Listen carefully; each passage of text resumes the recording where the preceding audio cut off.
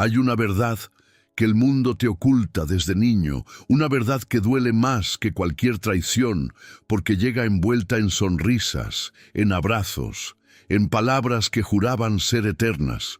Te enseñaron que la lealtad existe, que los vínculos son sagrados, que quienes te rodean están contigo porque te aman, pero nadie te preparó para el silencio. Ese silencio helado que llega el día en que dejas de ser útil, el día en que tu energía se agota, el día en que ya no tienes nada que ofrecer. Y de repente, los que llamabas hermanos se convierten en sombras que desaparecen sin dejar rastro, sin dar explicaciones, sin sentir culpa alguna. Deja un like si esto ya te ha pasado y cuéntame en los comentarios de qué región del mundo estás viendo este video, porque esta verdad no tiene fronteras y quiero saber hasta dónde llega la voz de esta filosofía. Yo, Maquiavelo, no vine a consolarte, vine a despertarte. Porque solo quien entiende la naturaleza real del ser humano puede sobrevivir en este mundo sin ser destruido por él. Desde el primer momento en que aprendes a pronunciar la palabra amigo, el mundo ya ha comenzado a mentirte. Te han dicho que un amigo es aquel que permanece, que sostiene, que no abandona cuando el camino se vuelve oscuro. Y tú has creído eso con una fe casi infantil, una fe que no cuestionas porque duele demasiado hacerlo. Has construido sobre esa creencia toda tu arquitectura emocional. Has entregado secretos, has mostrado heridas, has bajado la guardia en los momentos más vulnerables. Y lo has hecho convencido de que del otro lado había alguien tan real, tan genuino, tan eterno como tú creías que era ese vínculo. Pero observa con frialdad lo que realmente ocurre en cada relación humana. Observa sin el velo del sentimentalismo, sin la neblina del deseo de creer. Cada relación, desde la más simple hasta la más profunda, funciona como un intercambio silencioso. No hablo solo de dinero, no hablo de transacciones materiales que puedas ver y tocar. Hablo de algo mucho más sutil, mucho más poderoso, mucho más difícil de detectar. Hablo del intercambio emocional, del intercambio de utilidad, del intercambio de estatus, de pertenencia, de validación. Cada vez que alguien se acerca a ti, consciente o inconscientemente, está calculando lo que obtendrá de esa proximidad. No lo hace necesariamente con maldad, no lo hace porque sea un monstruo, lo hace porque es humano. Y el ser humano, en su naturaleza más profunda y más honesta, actúa por interés. No por el interés grosero del calculador frío, sino por el interés instintivo del ser que busca sobrevivir, que busca crecer, que busca sentirse valorado en el mundo. Y tú has formado parte de ese cálculo en la vida de cada persona que te ha llamado amigo. Has sido un recurso, has sido una función. Has sido, en el lenguaje más brutal pero más honesto, una herramienta. Esto no significa que nadie te haya querido. Significa algo mucho más complejo, algo que requiere de una inteligencia emocional que muy pocos están dispuestos a desarrollar porque implica mirarse también a uno mismo con esa misma brutalidad. Significa que el amor humano, la amistad humana, la lealtad humana, son condicionales por naturaleza. No por maldad, sino por estructura. Son condicionales porque están atadas a circunstancias, a momentos, a necesidades que cambian con el tiempo. Y cuando esas circunstancias cambian, cuando esas necesidades evolucionan, cuando ese momento ya no existe, el vínculo que creías inquebrantable comienza a resquebrajarse desde adentro sin que nadie lo anuncie. La ilusión del afecto eterno es quizás la trampa más elegante que el mundo le tiende al ser humano. Porque mientras vives dentro de esa ilusión, eres predecible, eres manipulable, eres vulnerable. Quien entiende que el afecto tiene fecha de vencimiento no vive con amargura, vive con claridad. Y la claridad es el arma más poderosa que existe en el juego de las relaciones humanas. No la dureza, no la frialdad, no el cinismo, la claridad, ver las cosas como son y no como desearías que fueran.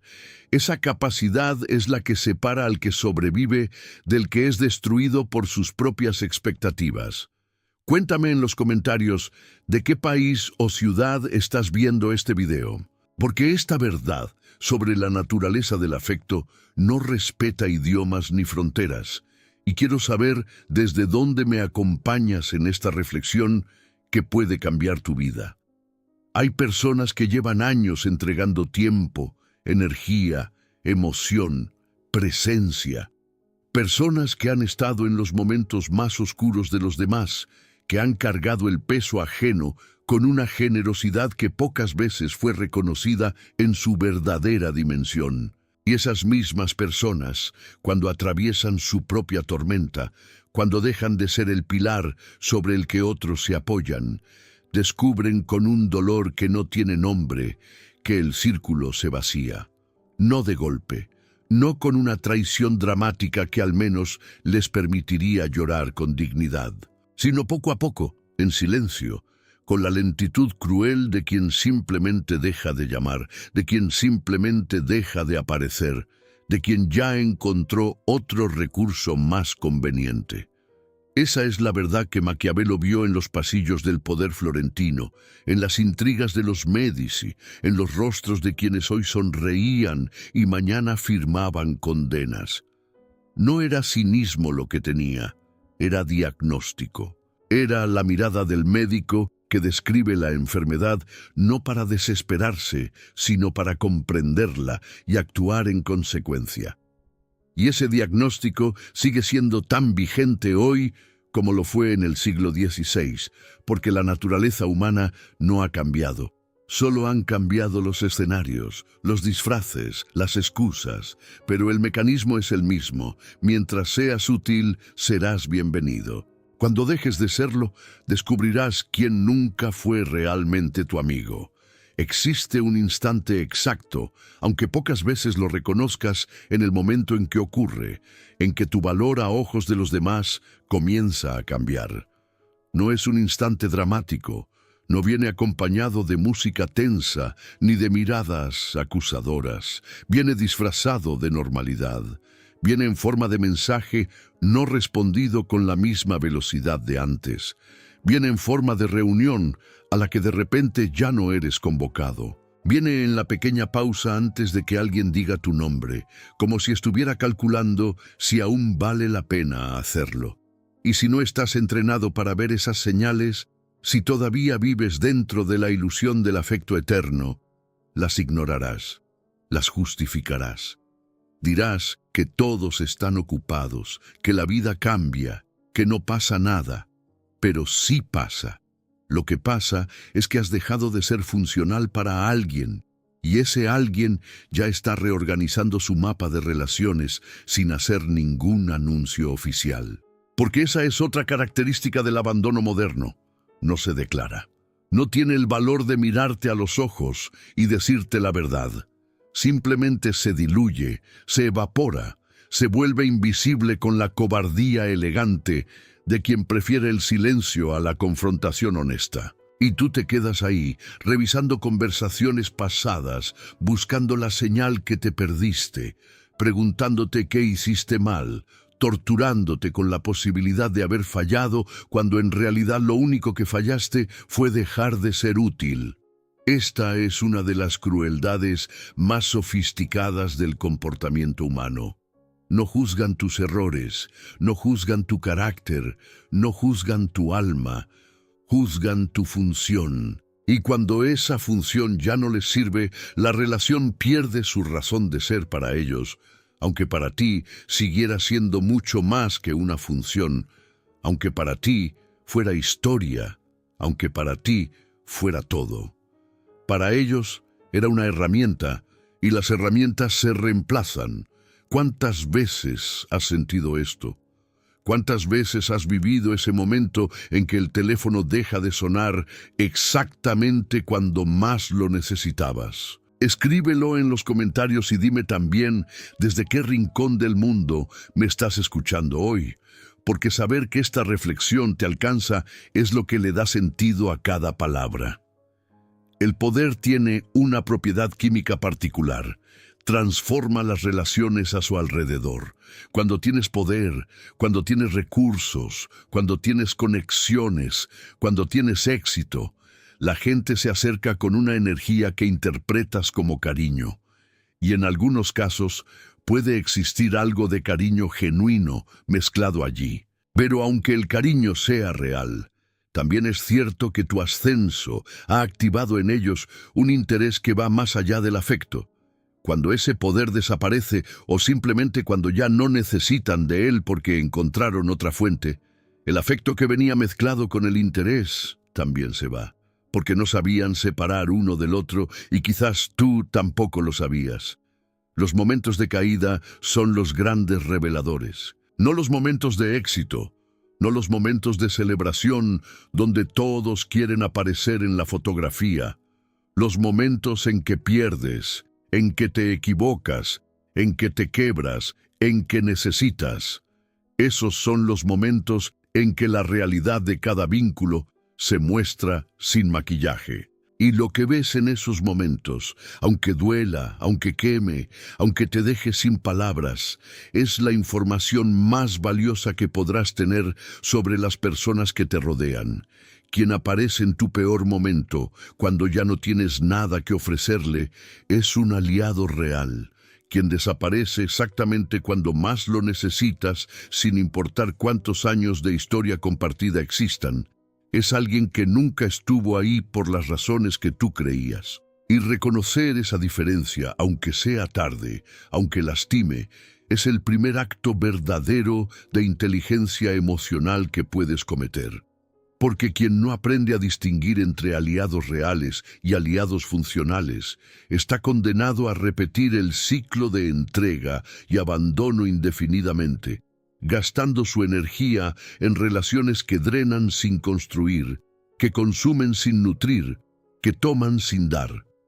La traición no llega siempre con puñal en mano, no llega gritando, no llega con los ojos encendidos de odio, no llega de frente con la brutalidad honesta que al menos tendrías el derecho de enfrentar. La traición real, la traición que deja cicatriz permanente, llega sonriendo. Llega con la voz de quien te conoce mejor que nadie, con las palabras exactas que saben cómo cruzar todas tus defensas, porque las construyeron junto a ti mientras las estudiaban en silencio. Para entender la traición, hay que diseccionarla sin piedad. Hay que mirarla como el cirujano mira el tejido enfermo, sin sentimentalismo, con precisión, con el único objetivo de comprender para no repetir. Y lo primero que hay que comprender es que la traición rara vez nace del odio. Esto sorprende a muchos, porque el instinto nos dice que quien nos daña debe odiarnos. Pero la realidad es más perturbadora que eso. La traición nace, en la mayoría de los casos, del miedo. Del miedo de quien te ve crecer y siente que tu ascenso lo empequeñece. Del miedo de quien te ve cambiar y entiende que ya no encajas en la versión de ti que necesitaba para sentirse seguro. Del miedo de quien, al mirarte, ve reflejado todo lo que él no ha tenido el valor de ser.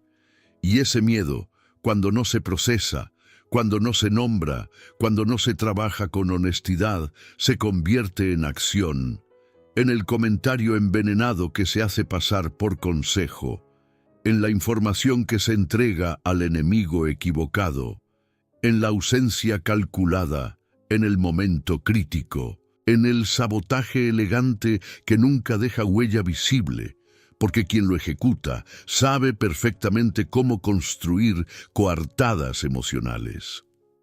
¿Alguna vez has sido traicionado por alguien en quien confiabas completamente? Si la respuesta es sí, me gustaría que lo escribieras en los comentarios. Y mientras lo haces, cuéntame también desde qué ciudad o país me estás acompañando hoy, porque saber que esta conversación llega lejos me impulsa a seguir construyendo este espacio de verdad filosófica. La traición también tiene una arquitectura temporal. No ocurre de un día para otro en la mayoría de los casos. Se construye en capas, con paciencia, con la precisión del artesano que sabe que las mejores obras requieren tiempo. Comienza con pequeñas omisiones, con verdades a medias, con silencios estratégicos. Continúa con distancias que se justifican con excusas razonables, con compromisos que no se cumplen, pero que siempre tienen una explicación disponible. Y culmina cuando el traidor finalmente ejecuta el movimiento definitivo con una claridad terrible. Todo lo que viviste juntos era real para ti y era material de análisis para él. Esta es quizás la parte más difícil de asimilar. No que te hayan traicionado, sino que mientras tú construías una historia de lealtad y afecto genuino, el otro construía una estrategia, que los mismos momentos que para ti eran sagrados, para él eran información, que tu vulnerabilidad, que entregaste como acto de confianza, fue archivada como debilidad potencialmente explotable, y que en el momento adecuado, cuando la ecuación del interés así lo determinó, esa información fue utilizada sin ningún tipo de remordimiento. Esto no significa que debas vivir blindado contra todo y contra todos. No significa que debas construir muros tan altos que ninguna relación pueda existir. Significa que debes aprender a escalar la intimidad con inteligencia, a no entregar en la primera semana lo que debería tomarte años construir, a observar las acciones más que las palabras, a leer los patrones de comportamiento con la misma frialdad con que un estratega lee el campo de batalla. Porque en el fondo, las relaciones humanas son siempre un campo de batalla donde quienes sobreviven no son los más fuertes ni los más inteligentes, sino los más lúcidos, los que ven lo que otros prefieren no ver, los que saben lo que otros prefieren no saber. Existe un tipo de persona que el mundo celebra en público y explota en privado. Es la persona que siempre está disponible, la que nunca dice que no, la que carga el peso ajeno como si fuera propio, la que pone las necesidades de los demás antes que las suyas, con una generosidad que parece infinita. El mundo la llama buena persona, la llama noble, desinteresada, generosa, y mientras la llama así, la usa. La usa con una eficiencia asombrosa, con una comodidad que solo es posible porque quien es usado raramente protesta, raramente pone límites, raramente se niega. Esta persona cree que su bondad será recompensada. Cree que existe una ley de reciprocidad cósmica según la cual todo lo que da volverá a ella multiplicado. Y espera con una paciencia que bordea la ingenuidad. Espera mientras sigue dando, mientras sigue entregando, mientras sigue siendo el recurso que otros necesitan. Y la recompensa no llega, no porque el universo sea injusto, sino porque las personas a quienes ha entregado todo no han estado acumulando gratitud. Han estado acumulando dependencia, han estado aprendiendo a contar con ella de manera incondicional. Han estado diseñando, sin ninguna maldad consciente, pero con toda la eficiencia del instinto humano, una dinámica en la que ella da y ellos reciben. Y el día en que esta persona, agotada o simplemente transformada, deja de ser tan disponible, el día en que pone un límite, el día en que dice no por primera vez, el mundo que la rodeaba no lo interpreta como un acto de autopreservación sano y necesario. Lo interpreta como una traición, como si el contrato implícito que siempre existió, ese contrato en el que ella debía ser el recurso eterno disponible para todos, hubiera sido violado unilateralmente. Deja un like ahora si alguna vez sentiste que te usaron exactamente así. Y escríbeme en los comentarios desde qué país o región me acompañas, porque este video merece llegar a cada persona que haya vivido esto en silencio. La generosidad sin límites no es virtud. Es una forma sofisticada de comprar afecto, una estrategia inconsciente de quien teme no ser amado por lo que es y entonces compensa siendo indispensable por lo que hace. Y esa estrategia funciona en el corto plazo, porque efectivamente genera dependencia, efectivamente te hace necesario, efectivamente te mantiene en el centro del círculo social. Pero tiene un costo devastador. Cuando dejas de ejecutar esa función, cuando ya no eres el que siempre ayuda, cuando la vida o el agotamiento o el crecimiento personal te llevan a otro lugar, descubres que el afecto que creías haber comprado con tu generosidad era solo alquiler. Y el contrato de alquiler vence en el mismo momento en que dejas de pagar. La filosofía del poder enseña algo que la bondad convencional nunca se atreve a decir. Quien no sabe decir que no, no sabe protegerse. Quien no sabe protegerse no puede construir nada duradero, porque todo lo que construye está constantemente disponible para ser tomado por otros. El límite no es crueldad. El límite es arquitectura. Es la estructura que le da forma a lo que vales, que le dice al mundo hasta dónde puede llegar y dónde comienza un terreno que no está disponible para ser hollado. Los que te respetan de verdad no desaparecen cuando pones límites. Se ajustan, reconocen la nueva realidad y siguen estando porque su presencia no dependía de tu disponibilidad absoluta, sino de algo más genuino. Algo más profundo que no necesita de tu agotamiento para sobrevivir. Los que desaparecen cuando empiezas a decir que no te estaban enseñando algo invaluable, que nunca estuvieron por ti, sino por lo que podían tomar de ti. Y esa enseñanza, aunque llegue tarde y aunque duela con una intensidad que no esperabas, es uno de los regalos más poderosos que la vida puede darte, porque te libera, porque te permite reorganizar tu mundo con personas que merecen estar en él, porque te devuelve una energía que estabas gastando en relaciones que te drenaban sin devolución. El error más costoso que comete el ser humano en sus relaciones no es confiar demasiado, es observar demasiado poco. Es la tendencia profundamente humana de ver a las personas como quisiéramos que fueran, en lugar de como realmente son, de interpretar sus acciones a través del filtro de nuestras expectativas, en lugar de a través de la lente fría de la evidencia. Y ese error, que parece inocente y hasta romántico cuando se mira desde lejos, tiene consecuencias devastadoras cuando se vive desde adentro. Ver con los ojos del poder significa desarrollar la capacidad de observar el comportamiento humano sin el ruido emocional que normalmente distorsiona lo que ves.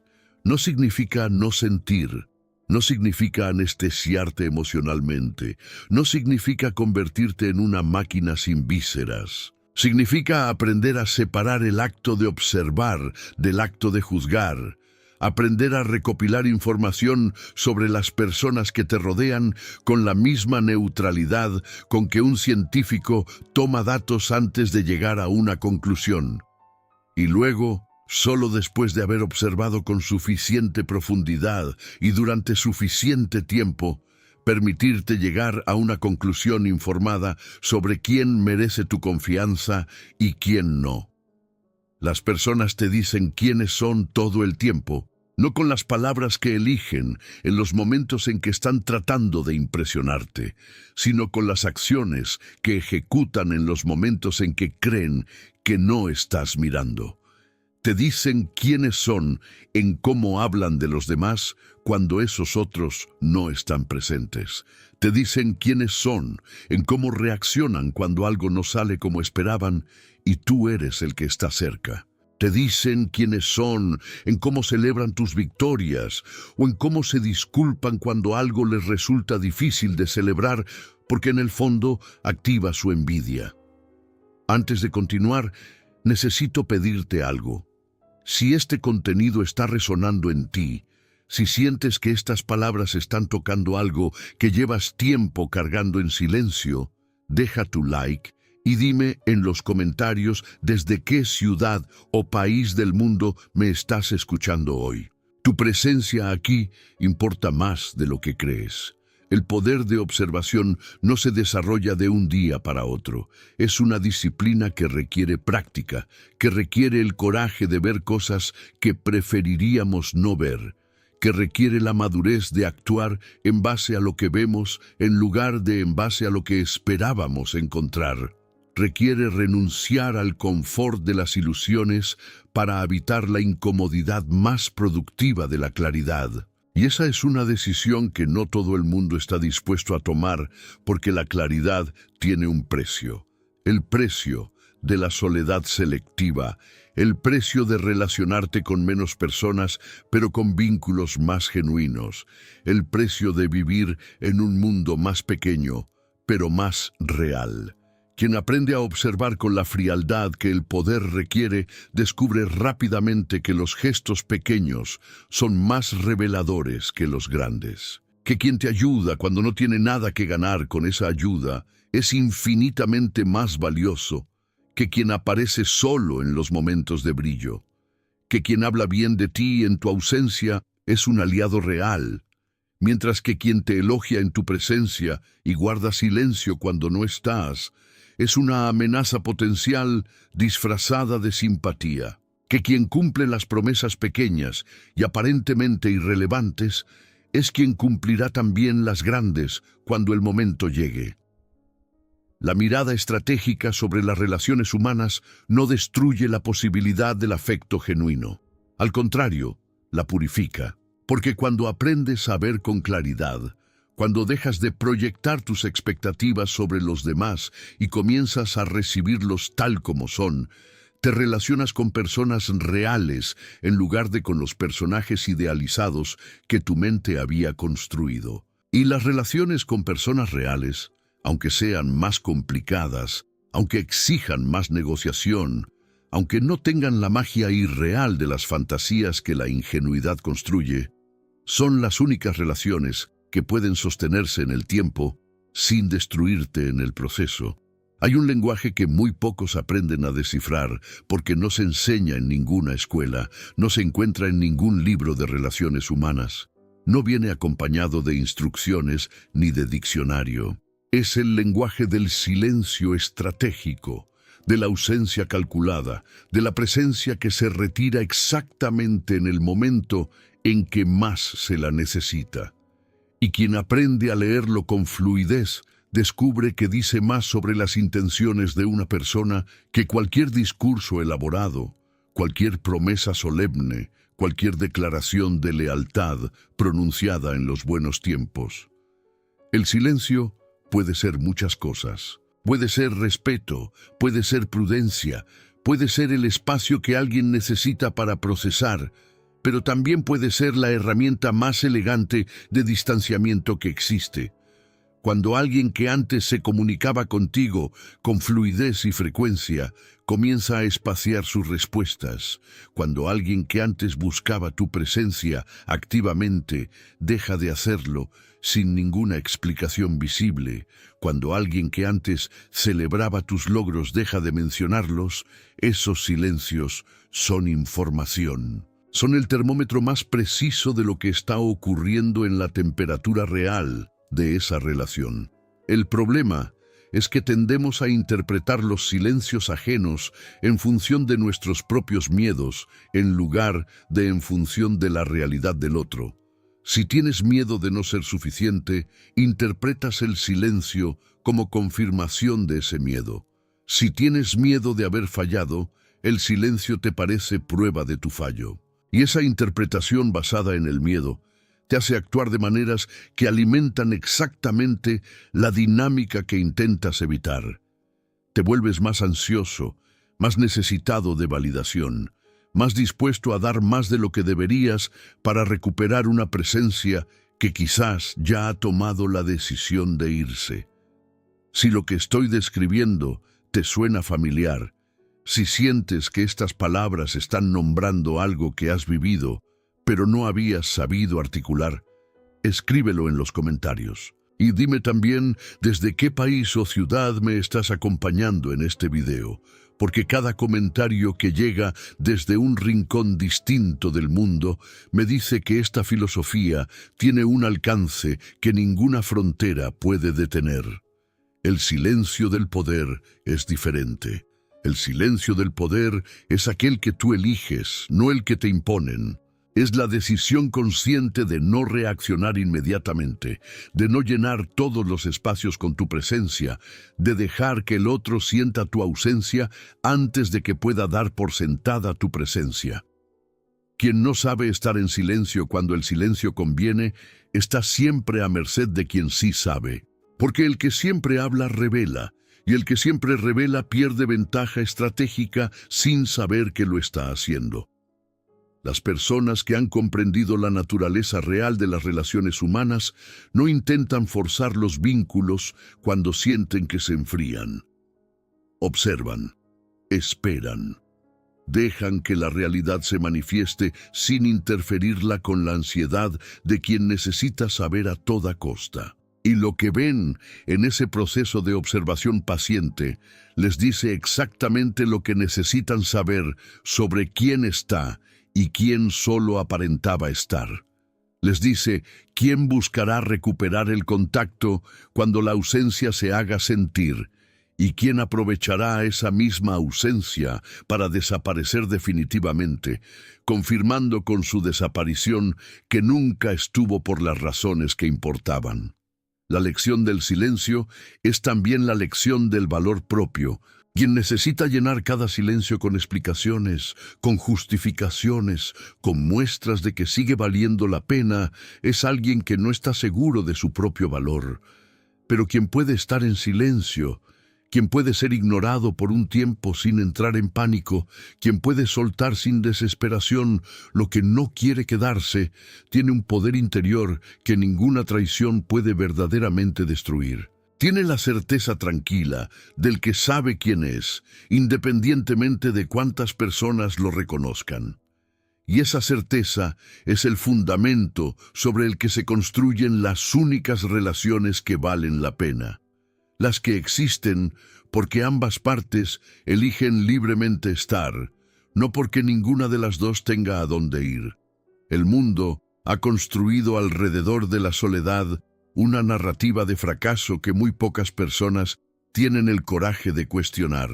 Si estás solo, si prefieres la quietud a la compañía ruidosa, si no tienes un círculo extenso de personas que llenan tu agenda de actividades sociales, el mundo te mira con una mezcla de lástima y sospecha. Te pregunta, ¿qué tiene de malo? Implica que la soledad es síntoma de algo que necesita corrección, de alguna deficiencia social que debería ser trabajada terapéuticamente hasta desaparecer. Y tú, si no tienes claridad sobre tu propio valor, acabas creyendo esa narrativa y desesperándote por llenar tu vida de presencias que no te aportan nada sustancial, pero que al menos sirven para silenciar la voz social que te dice que estar solo está mal. Pero existe otra manera de entender la soledad que los filósofos del poder han conocido desde siempre y que muy pocos han tenido la valentía de enseñar con honestidad. La soledad no es ausencia de vínculos, es la condición básica del ser que conoce su propio valor y no necesita validación externa para sostenerlo.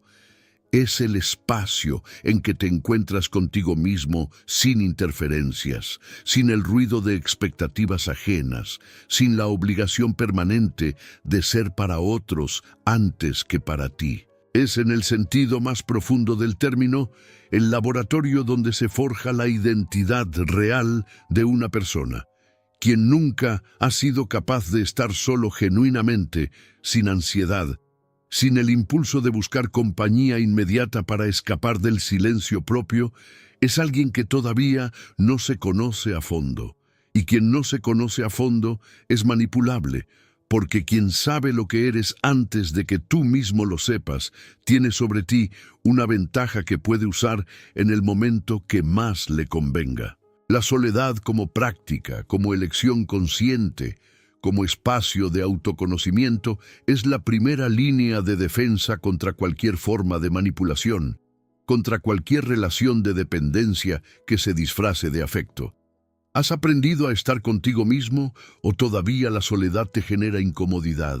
Deja tu respuesta en los comentarios y recuérdame también desde qué parte del mundo me estás leyendo hoy, porque esta reflexión está construida para las personas que están listas para dar el paso hacia una versión más fuerte y más lúcida de sí mismas. Los grandes estrategas de la historia tenían en común una capacidad notable para habitar la soledad sin que ésta los destruyera. Podían ser rodeados de personas en los momentos de poder y completamente solos en los momentos de caída, y en ninguno de los dos extremos perdían el hilo de su identidad, porque su sentido de sí mismos no dependía de cuántas personas los rodeaban ni de cuántas los aplaudían. Dependía de algo interno, de una convicción sobre su propio valor que ninguna circunstancia externa podía verdaderamente socavar. Esta es la fortaleza que la soledad bien habitada construye. No el muro del que se encierra en sí mismo por miedo al otro, sino la solidez del que está tan cómodo consigo mismo que no necesita a los demás para estar completo. Y paradójicamente, es exactamente ese tipo de persona el que atrae relaciones más genuinas, más interesantes, más igualitarias. Porque no llega a las relaciones desde la necesidad, sino desde la elección. Y quien llega desde la elección tiene la claridad para identificar rápidamente si lo que el otro ofrece es suficientemente valioso como para justificar el intercambio de energía que cualquier relación real implica. La soledad como fortaleza no es cinismo ni es renuncia al amor. Es la base sobre la que se puede construir amor real en lugar de dependencia disfrazada de amor.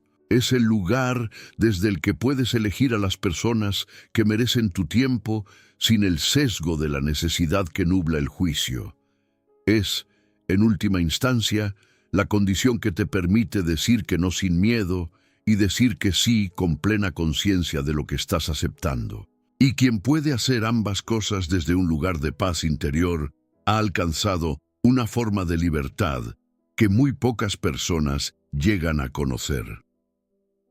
En el mundo donde la traición es estructura y no excepción, donde las relaciones funcionan como intercambios de utilidad y donde el silencio estratégico dice más que cualquier discurso, surge una pregunta que no puede esquivarse. ¿Existe entonces algo genuino? ¿Existe la lealtad real? ¿Existe el aliado que no tiene precio, que no tiene fecha de vencimiento, que no reorganiza su mapa emocional en función de lo que puede extraer de ti en cada momento?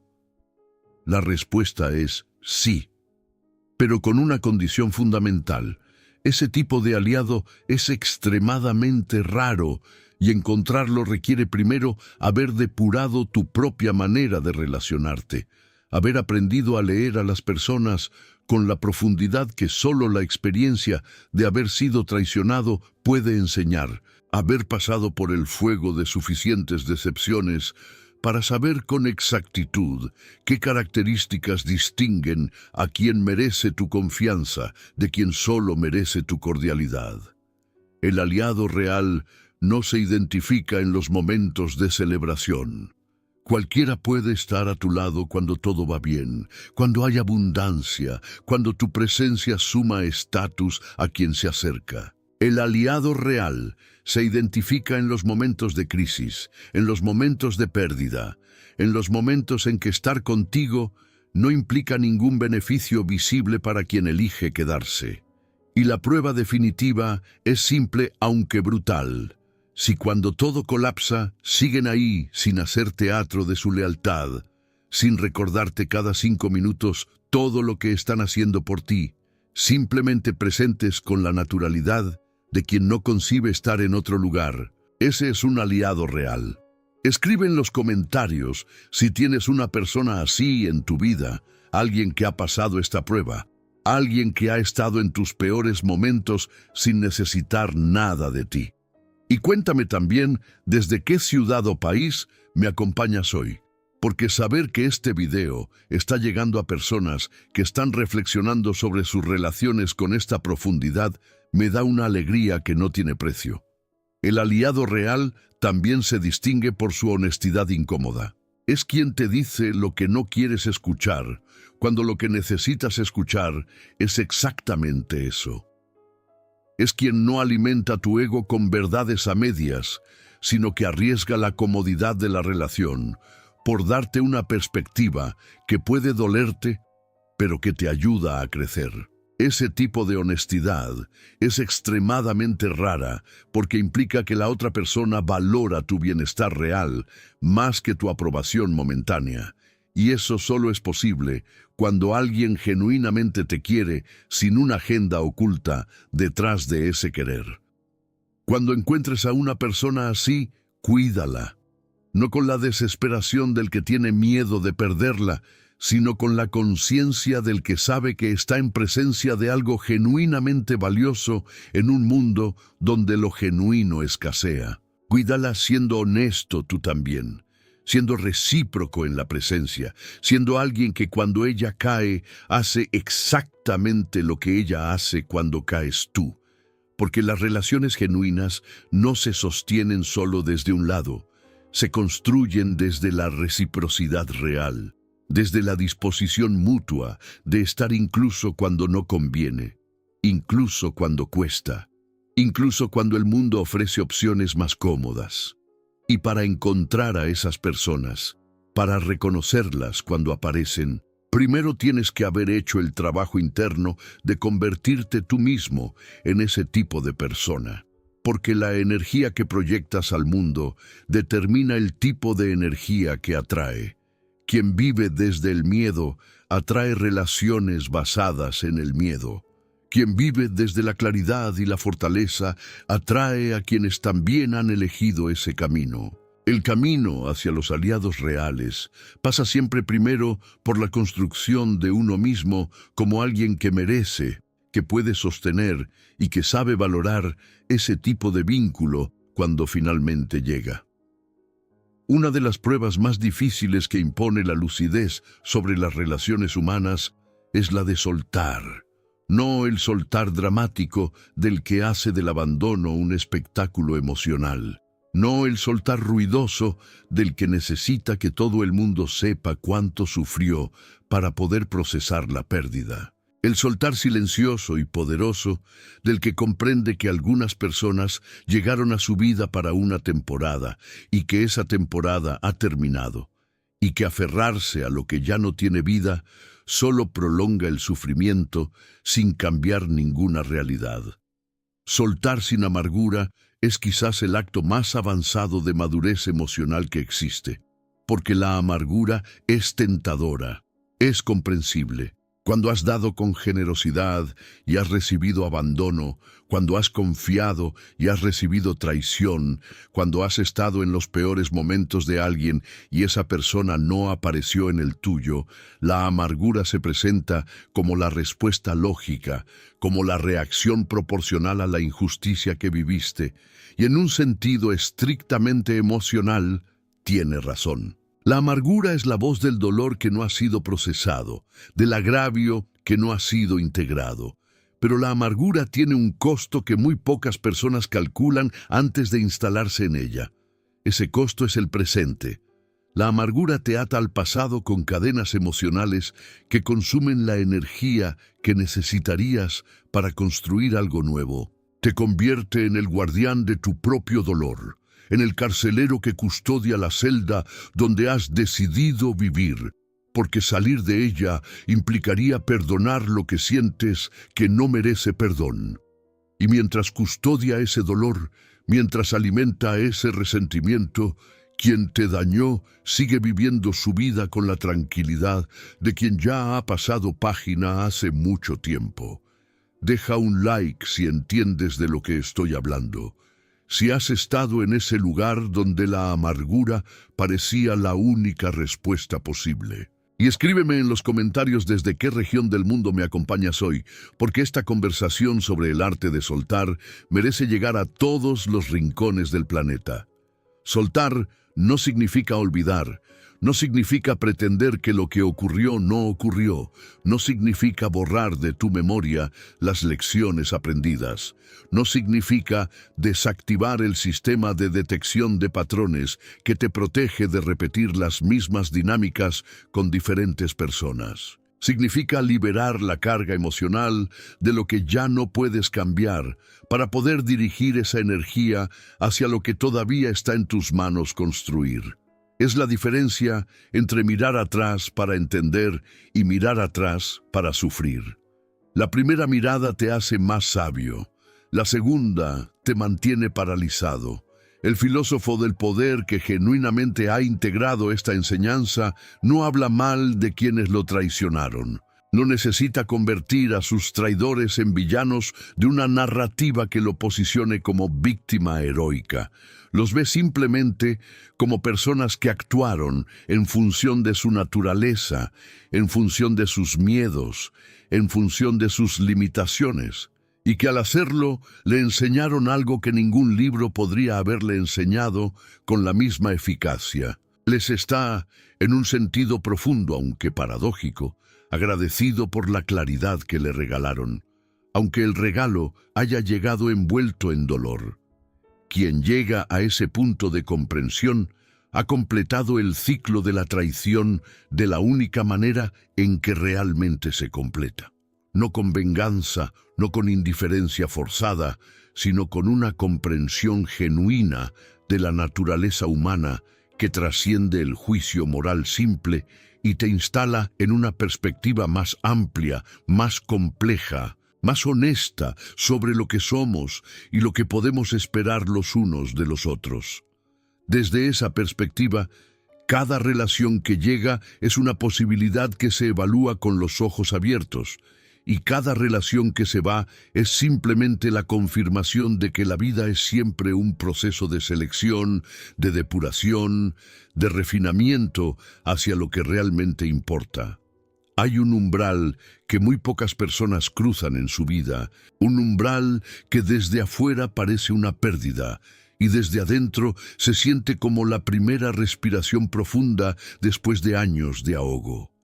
Es el umbral de quien deja de necesitar ser querido por todos, no de quien renuncia al amor, no de quien se vuelve insensible, no de quien corta toda conexión emocional con el mundo, sino de quien finalmente, después de suficientes decepciones y suficientes revelaciones dolorosas, deja de hacer de la aprobación ajena el centro gravitacional de todas sus decisiones. Ese momento es transformador, porque cuando ya no necesitas que todos te quieran, cuando tu sentido de valor deja de depender de cuántas personas te incluyen en sus planes, cuántas te buscan, cuántas te aplauden, algo fundamental cambia en cómo te mueves por el mundo. Dejas de moldarte para encajar en las expectativas de otros. Dejas de callar lo que piensas para no incomodar a quien tiene poder sobre tu bienestar emocional. Dejas de tolerar lo que no mereces tolerar, porque el miedo al abandono ya no tiene la misma fuerza que antes. Y en ese momento de liberación descubres que las relaciones que sobreviven a tu autenticidad son las únicas que verdaderamente valían la pena.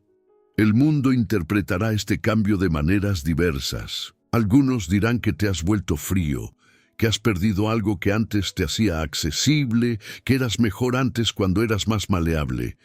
Y lo que en realidad están diciéndote es que ya no eres tan fácil de usar como antes, que el acceso directo a tu energía y a tu tiempo ya no está disponible sin condiciones, que el contrato implícito de tu disposición incondicional ha sido renegociado. Y quien se molesta por esa renegociación es exactamente quien más se beneficiaba de los términos del contrato antiguo. Si estás en ese proceso de transformación, si sientes que estás cruzando ese umbral y el camino no es fácil, escríbemelo en los comentarios. Y dime una vez más, ¿desde qué rincón del mundo me acompañas en este recorrido filosófico? Porque cada persona que comparte su presencia aquí construye una comunidad de lucidez que tiene el poder de cambiar vidas. Quien ya no necesita ser querido por todos, no vive en la frialdad, vive en la selectividad, elige con cuidado a quien le abre la puerta de su mundo interior, no porque desprecia a los demás, sino porque ha aprendido el valor de su propia energía y ha decidido honrarlo. Ha aprendido que dar lo más de sí mismo a quien no lo merece no es generosidad, es desperdicio, y que reservar esa misma profundidad de presencia para quienes han demostrado merecerla no es egoísmo, es una de las formas más elevadas de autorrespeto. El poder real, el poder que ninguna circunstancia externa puede quitarte, no está en cuántas personas te rodean.